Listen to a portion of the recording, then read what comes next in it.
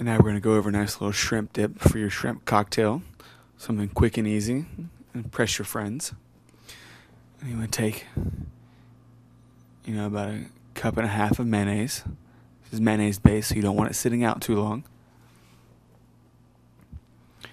You're going to add about a teaspoon of horseradish sauce. Add a little bit more depending on how spicy you want it. About a tablespoon and a half of sweet pickle relish. Add some chili powder. Once again, add to taste.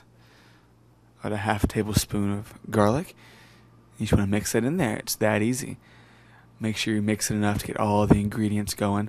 Or if you have a food processor, you can mix it in there. Completely up to you. And what you want to do is go ahead and actually make this in a Tupperware, so you can just put the lid on there and seal it. Right now, I'll go ahead and add some more chili powder.